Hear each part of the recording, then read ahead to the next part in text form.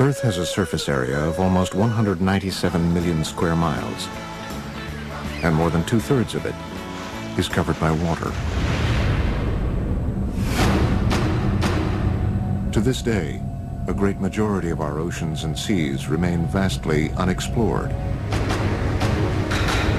We know more about the secrets and enigmas of the lunar surface than we do about the world's waters. For as long as there have been eyewitness reports of UFOs in our skies, there have been similar reports of so-called USOs, or unidentified submerged objects, in our oceans. A USO is a UFO that goes into or out of water. In fact, UFOs and USOs are probably the same things. A UFO becomes a USO when it's no longer flying and submerges. For the first time ever, explore the mysteries of this most elusive class of UFO. Be nice if the Navy would tell us about all their observations of such craft. It is definitely possible to have an underwater vehicle at supersonic speed. From reports that the lost city of Atlantis is a secret base for USOs. The legend of Atlantis is based on knowledge that such a base exists today. To an eyewitness account recorded in Christopher Columbus's journal in 1492. They saw it going up and down in the night. To the world's only government-documented USO incident, a dramatic event off the coast of Nova Scotia, Canada. On the night of October 4, 1967, a UFO was seen to hover over the waters of Shank Harbor, tilted to a 45-degree angle, and descended rapidly to the water surface, producing a flash and the sound of an explosion. According to researchers, deep-sea UFOs continue to lurk through the uncharted waters of Earth. Have UFOs visited our planet? Or are they already here?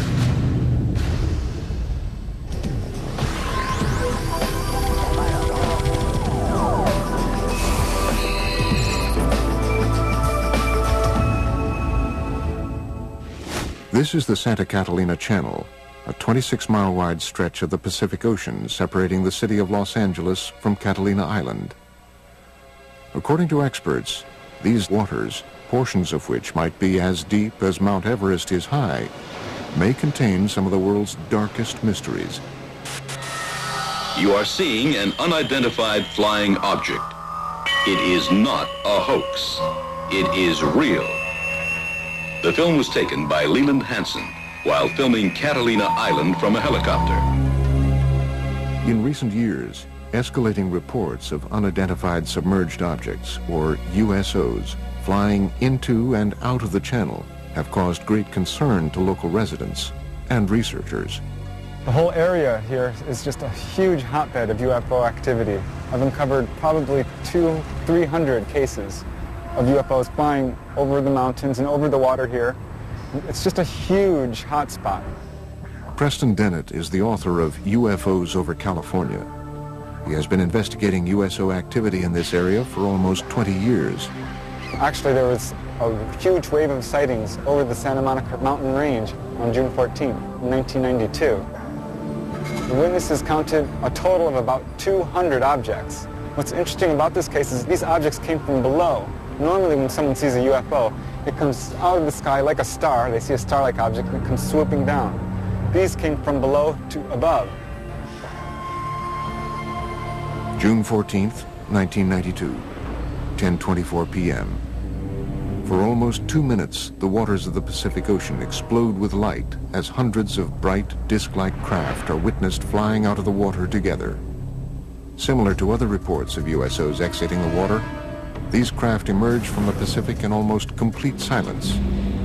They reportedly hover for a moment before bursting into space.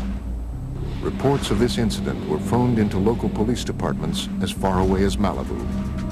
The following is an actual call that was placed on that day. Monster Sheriff Station. Did anyone report anything strange tonight? Can you be a little bit more specific? Strange. Lights. Lights? Yes. What exactly happened to you? I'm ashamed to tell you because I think you're going to think I'm crazy. We saw what we thought was a bright light up in the sky. Okay.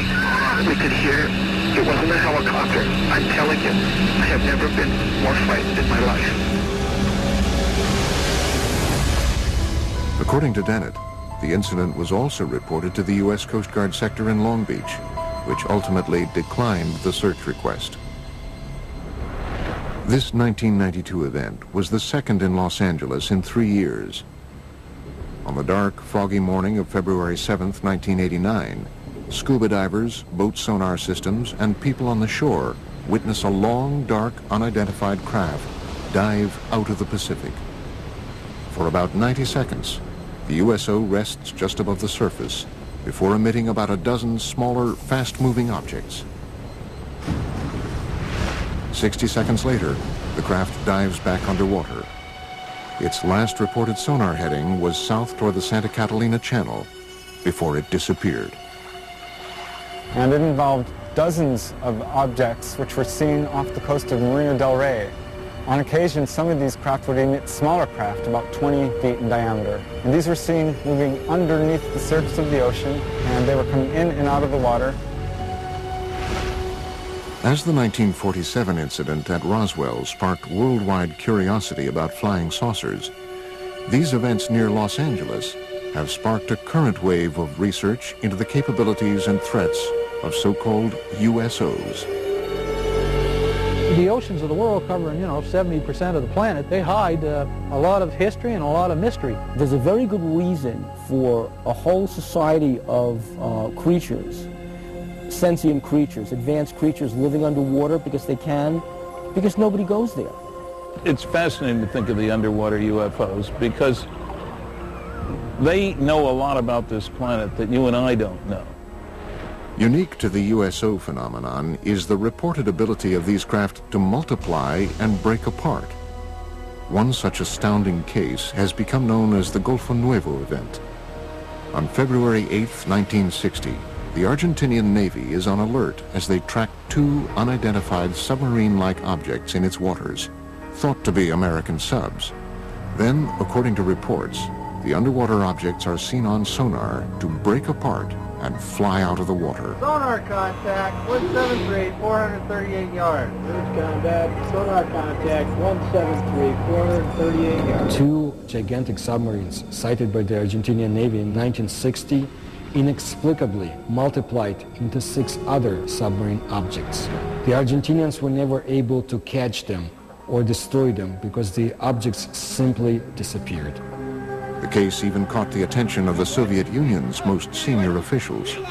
Nikita Khrushchev, who was the leader of the Soviet Union at the time, was so much intrigued by the whole story that he sent his diplomatic attaché in Buenos Aires to find out what's been going on. While some researchers contend that these reported cases might be nothing more than military submarines firing torpedoes, others argue that submarines were not capable of firing 6 or more objects in 1960. Late USO researcher Ivan T. Sanderson's 1970 book, Invisible Residents, was the first to analyze the USO phenomenon. He reports on another remarkable example of USO behavior. In March 1963, the U.S. Navy submarine exercise is progressing as planned 100 miles off Puerto Rico.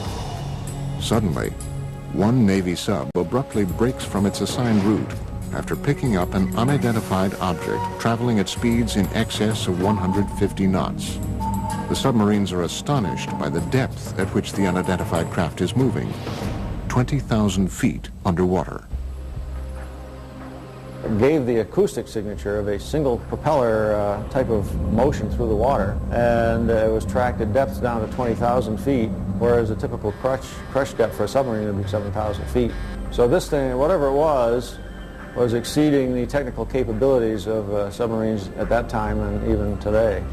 The vessel is tracked for almost 4 days by the entire carrier group. The object would reportedly propel away at impossible speeds and then stop and rest, allowing for continued tracking by the Navy. Reports about this event were sent back to Sinclair Fleet Headquarters in Norfolk, Virginia. However, an official determination into what was seen on sonar that afternoon was never made. But according to reports, the Navy lost track of the craft after midnight on the fourth day. It was never picked up on sonar again. Nobody advanced a theory as to how something could move that fast. We have reports of USOs going into and out of the water, but we don't have any of the technical data. Flying saucers that are above the ground, people see them. But what's underwater, the Navy sees them. And the Navy isn't talking about what it's flying.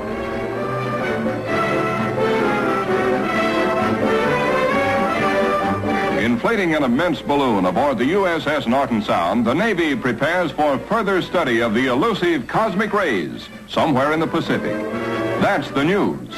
A secondary consideration clears up the mystery of the so-called flying saucers. For it is these monsters which rise 19 miles and attain diameters of 100 feet that have been mistaken for the apparitions called flying saucers.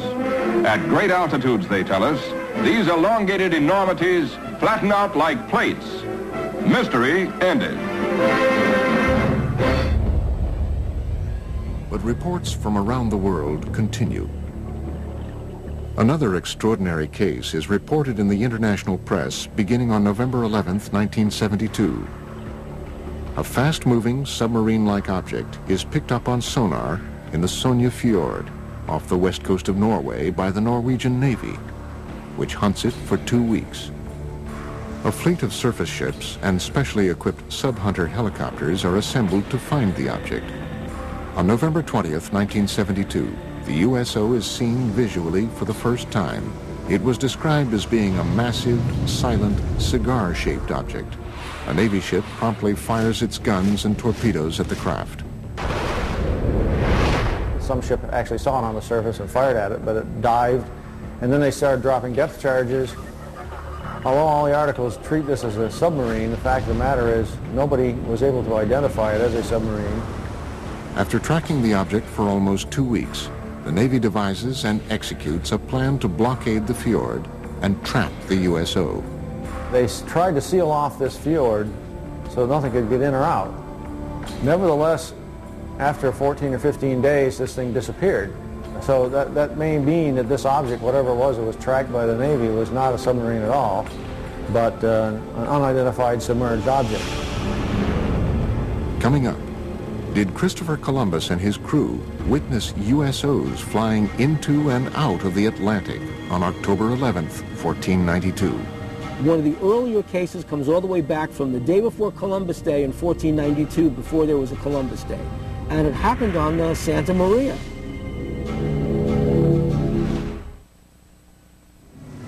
October 11th, 1492, 10 p.m. A calm, clear night. Christopher Columbus and his crew move slowly across one of the deepest ravines of the Atlantic and through the Bermuda Triangle. Below them is almost 4 miles of water. Suddenly, unearthly lights are seen flashing across the bottom of the ocean. One of the earlier cases comes all the way back from the day before Columbus Day in 1492, before there was a Columbus Day. And it happened on Santa Maria. This person's name was Gutierrez.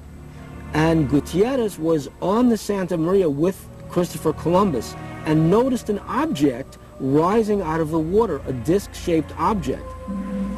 A great flash of light with a level of brilliance unlike anything known at the time suddenly erupts from the sea to the sky, startling Columbus and his crew of 120 aboard the 3-ship Spanish fleet. In less than 5 hours, they would discover the New World. Christopher Columbus maintained a log in the ship. It describes what could be interpreted as a UFO event. They saw in the description given in the logbook the flickering of a wax candle going up and down in the night. It couldn't have been a campfire on ground because it was beyond the horizon. This possible USO incident is more than just legend and lore. For the first time ever, original text from Columbus's log has been made available to the History Channel by archivists at Fordham University, custodian of a rare handwritten copy of the journal. The October 11th, 1492 sighting was not an isolated occurrence. Over the 2-month journey, Columbus's log exhibits a consistent pattern of cryptically reported peculiar incidents, including unexplained sightings and unusual events in outer space. The following is from an entry on September 10th, 1492, the halfway point of the voyage.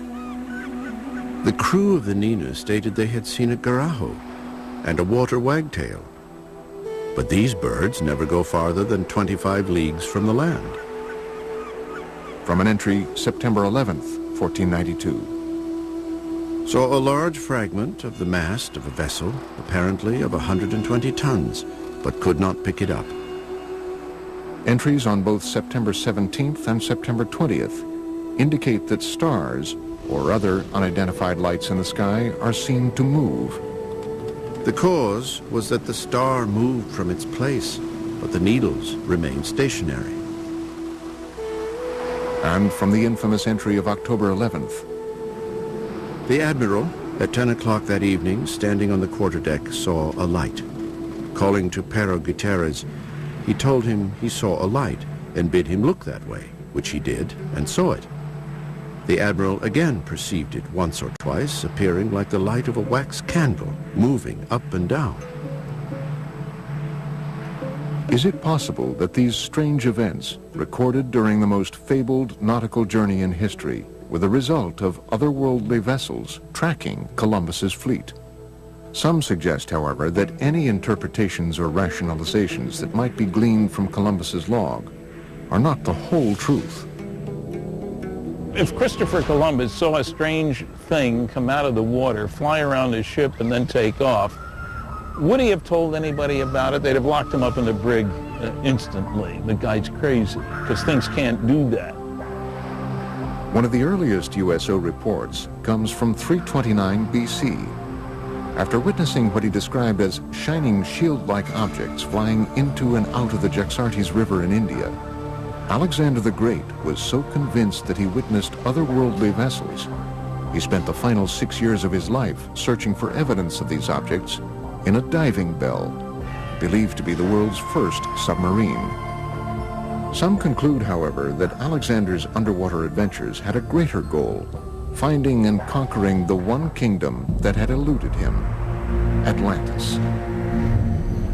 Well, Atlantis first enters literary history in the philosophical dialogues of Plato. These are the Timaeus and the Critias. The gods, bothered by the attitude of the Atlanteans, decided to destroy Atlantis. In one day and one night, they destroyed it with a cataclysm, and it sank. To this day, researchers continue to speculate about Atlantis as a hub of USO activity.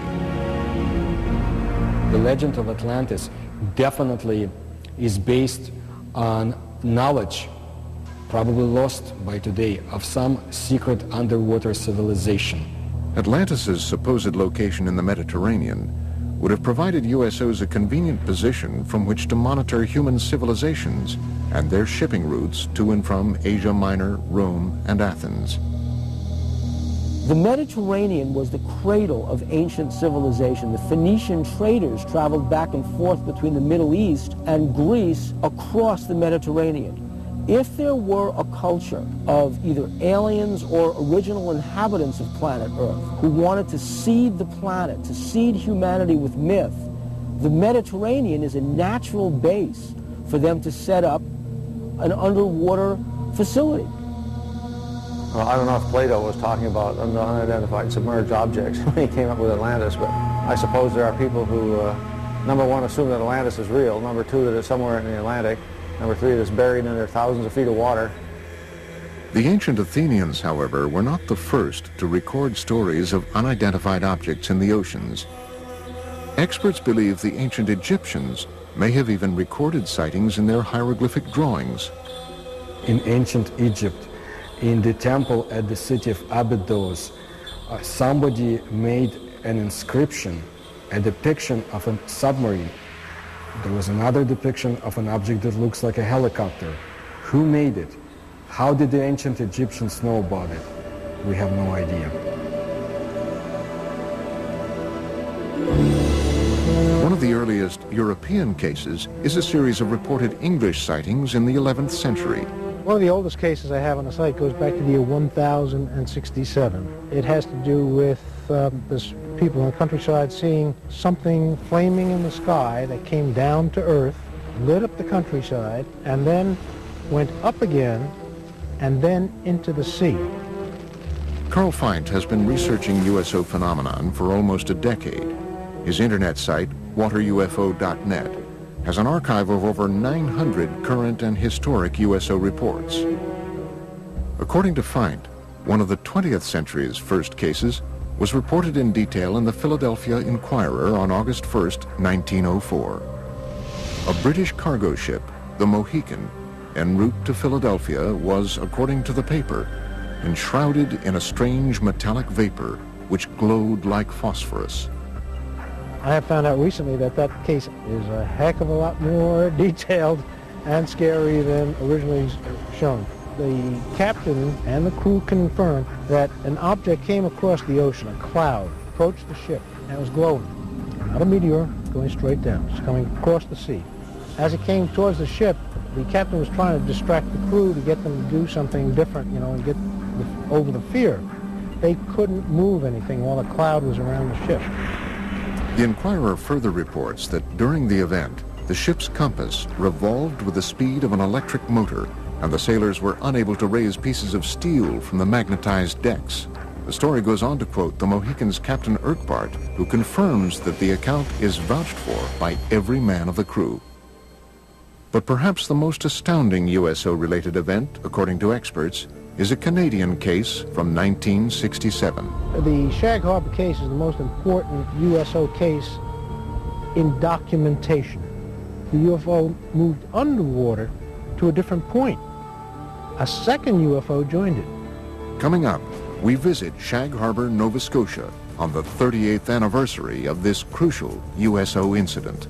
On October the 4th, 1967. That's where the lights was, right behind me on the water.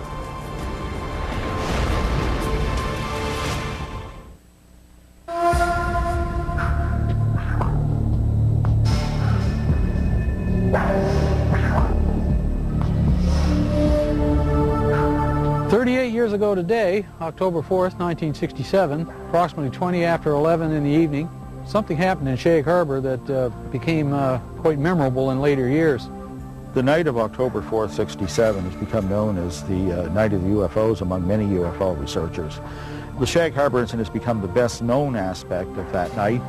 Chris Stiles and Don Ledger have spent the past decade researching the 1967 Shag Harbor USO incident. The case, widely reported throughout Canada at the time, had been largely forgotten in subsequent years. Their 2001 book, Dark Object, reopened the case, shedding new light on the many reported USO events of that night and the weeks following.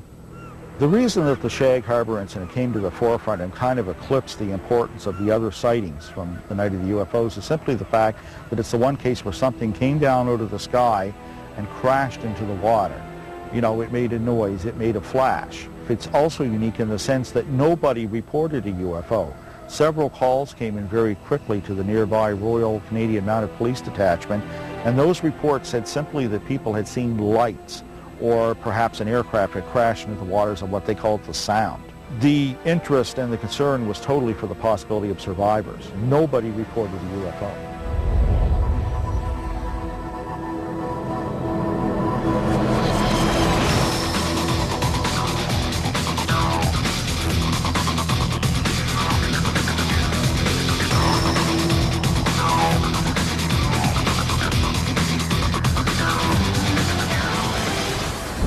I'm not surprised now that I had seen something in the sky that night, because all over Nova Scotia, the night of the Shag Harbor incident, there were many UFO reports.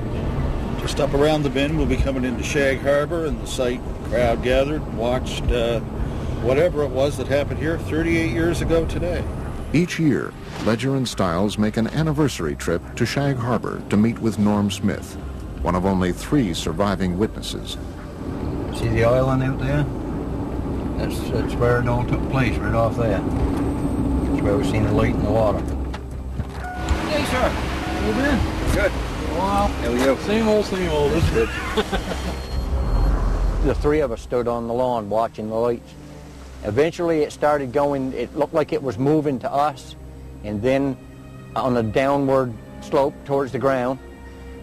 We thought it was a plane crash, so we jumped in the vehicle in my old man's car and my uncle's, and we went up to this spot right here by the Irish Moss plant. And when we got here, there was probably 10, 12 other people.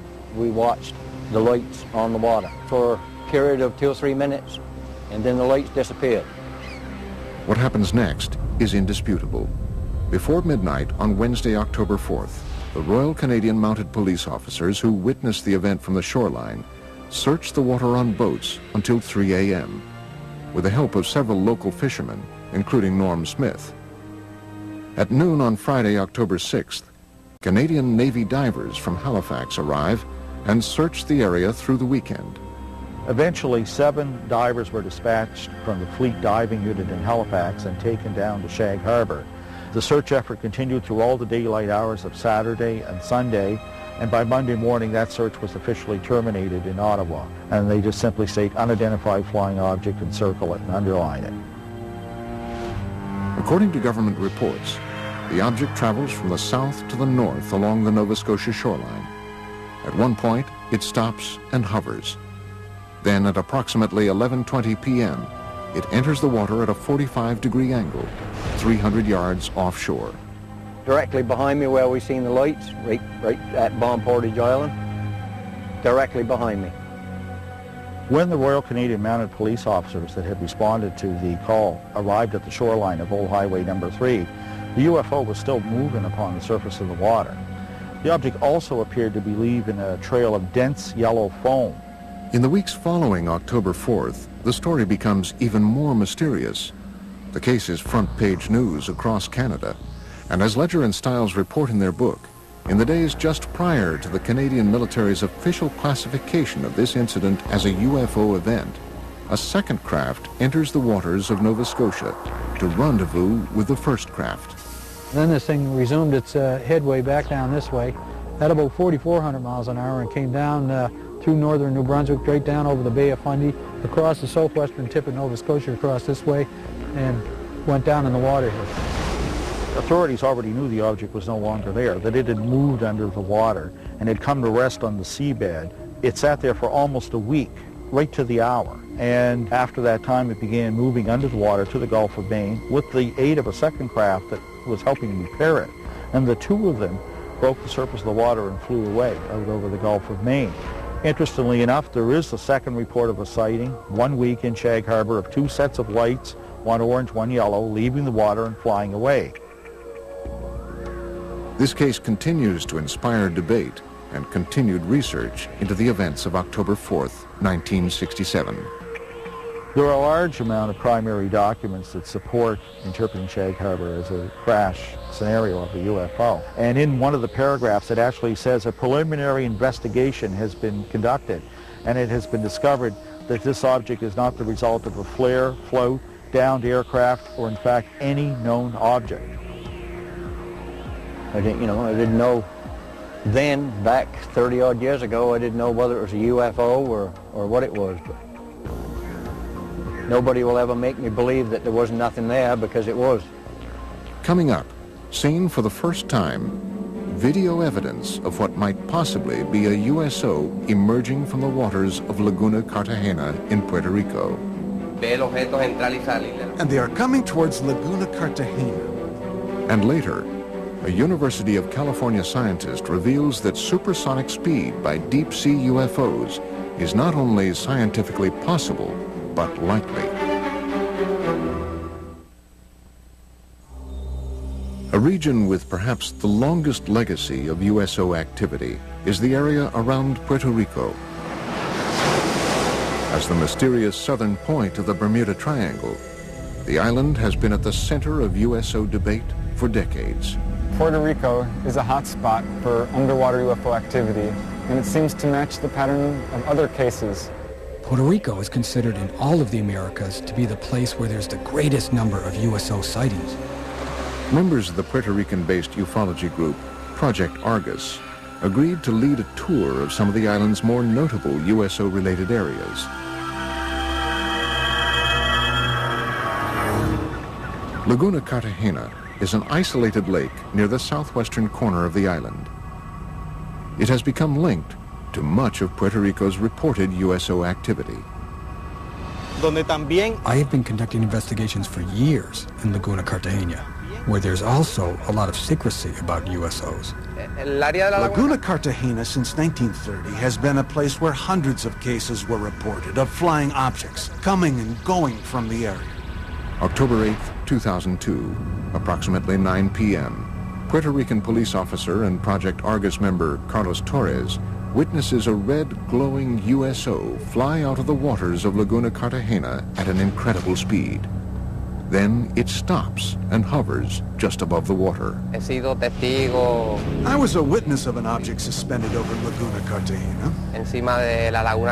The military got involved because they were also witnesses. The object flew away and then back from Monte Indio. And it stopped and hovered over Laguna Cartagena. After hovering for several minutes over the area, the object was seen to crash back into the lake. Another Argus member, Giuseppe Quiñones, believes he captured the same object on videotape in 2004.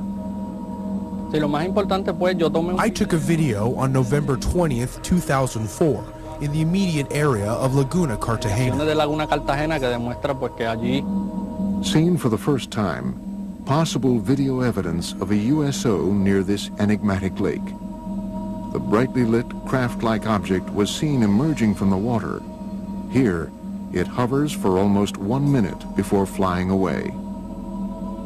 In the mid-1990s, several attempts to disprove the USO activities were made, despite hundreds of witnesses that said they saw lights going in and coming out of the water. They have been seen all over Puerto Rico. Specifically, the most mentioned places are Laguna Cartagena and Route 303. The region of Lajas, through which Route 303 runs, has been another source of significant USO and UFO reports, including a possible 1997 crash on Monte Indio that left behind a scorched earth impact zone and many unanswered questions. In May 5, 1997, a UFO crashed there, burned many lands on the top of the mountains, and there was federals that night, and they obtained something that we don't know, a UFO. After this 1997 incident, local government officials began to take USO and UFO reports more seriously. As a direct result, the mayor of Lajas, Puerto Rico, recently designated the roadway through the heart of Puerto Rico's UFO country as UFO Route 303. But for now, other USO-related events around the island are far more pressing for experts. In the hills around Lajas, a mysterious government aerostat, a tethered balloon-borne radar, is frequently launched up to 3 miles in the air, ostensibly to monitor air traffic and weather. However, USO researchers believe the balloon's real function is actually covert, to observe and record UFO and USO activity. There was a government document in the legislature where a secret investigation was conducted. Not public, but secret, about the USO events in the waters. But the document states that they do not pose any danger to humanity. The volume of USO reports from around this small island have prompted many to speculate that the deep waters directly below the southern tip of the Bermuda Triangle, just offshore, conceal more than USOs. Experts and researchers from around the world believe they possibly obscure a major USO base as well. It is suspected that there's a base between La Paguera in an area near Cabo Rojo. It is also supposedly very deep and cavernous, and it goes as far as Laguna Cartagena. The motive for them coming in and out of the water is so that they are able to enter in one area and come out in a different area in the underwater basins. Could all of these events simply be tied to local mysticism, or perhaps the cultural sway of the Bermuda Triangle? In Puerto Rican culture, the majority of the people here, even though they talk about the Chupacabra and the Bermuda Triangle, they do not believe in any of this. Or is there possibly something more? It's a reality. The USOs in Puerto Rico are real. There are hundreds of testimonies and witnesses. It's all real. I think that the UFO phenomenon is real. Here in Puerto Rico, there have been hundreds of cases. That is a reality. Coming up, possible photographic evidence of a USO exiting the waters of Gulf Breeze, Florida.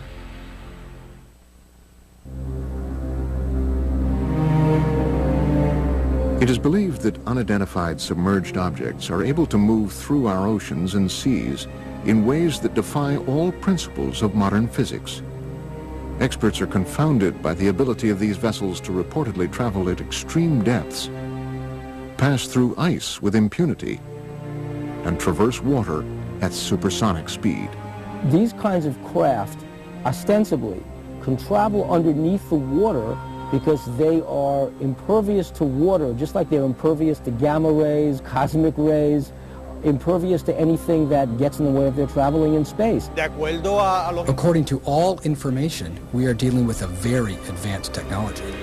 They circle ships and next thing you know, dive into the water.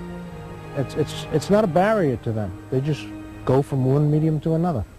In late 1969, while conducting their regular Operation Deep Freeze ice-breaking exercises near Antarctica, U.S. Navy sailors aboard the USS Calcaterra reportedly witnessed an unidentified submerged object with some extraordinary capabilities. Ivan Sanderson in Argosy magazine, where he talks about an event somewhere in the Arctic when an object came up through the ice and took off. Really sort of burrowed its way through. A large submarine-shaped object, at least 100 feet long, is seen bursting out of the frozen ocean through several yards of solid ice at an incredible speed. But this case, however, is only one of many similar incidents reported by navies around the world. I know of one case that occurred near Leningrad. In the winter of 1976. A USO broke down through the ice, maneuvered underwater, and then again broke back out through the ice. They do melt ice. Now, if you had a meteor, the dynamics of the thing would break the ice into chunks and scatter them all over the place. With the UFO, it's a clean hole.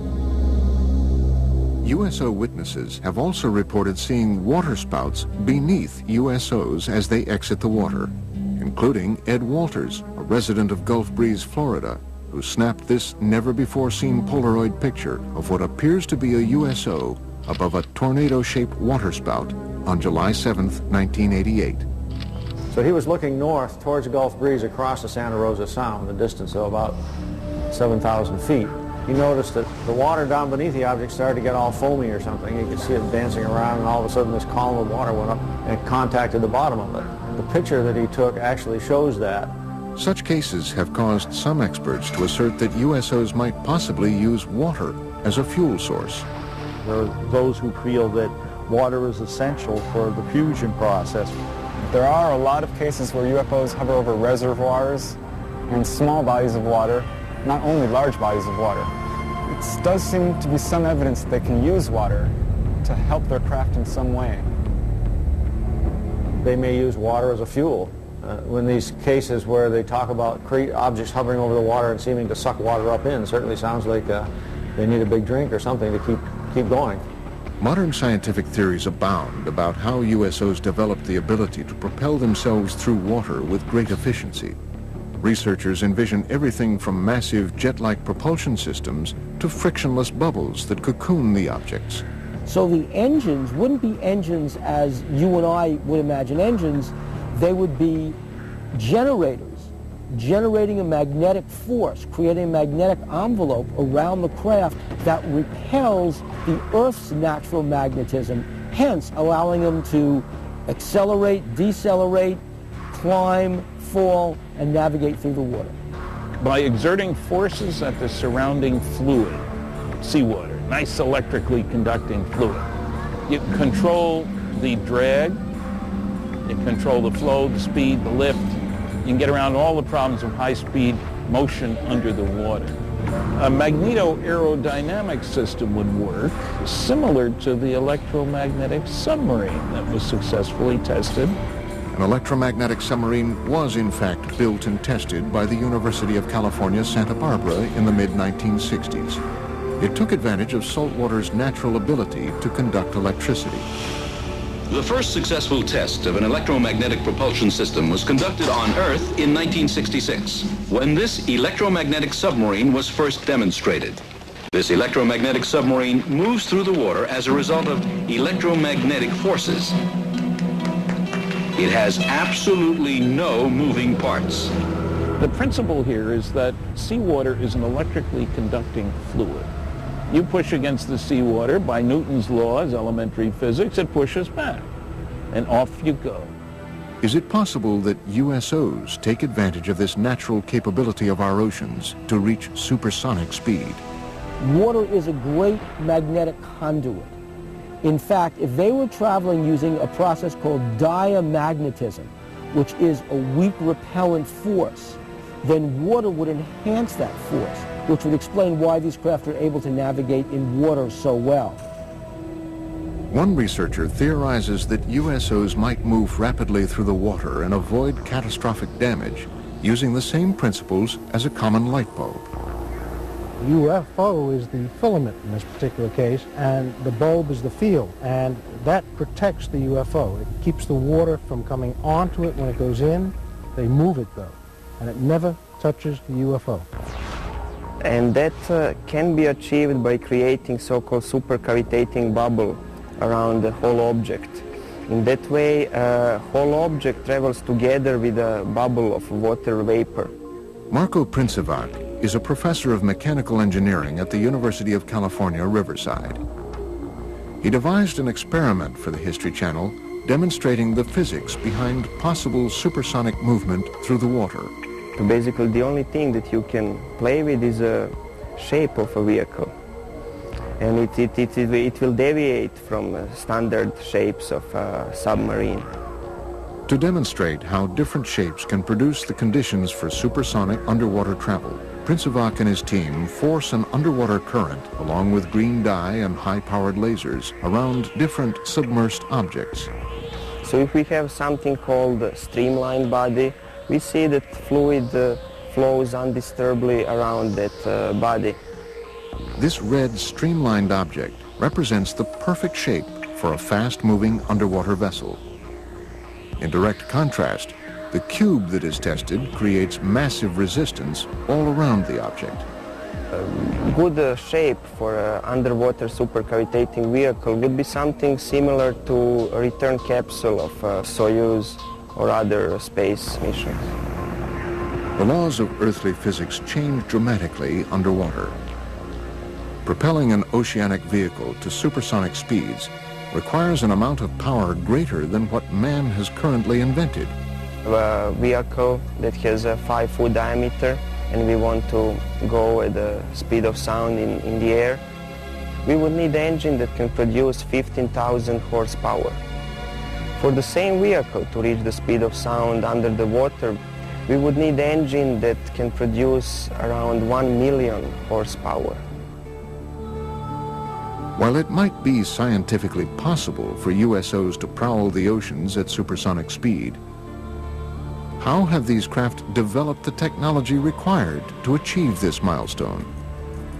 The many mysteries of these craft may never be fully understood, and that is exactly what provokes the greatest debate and distress among investigators and researchers.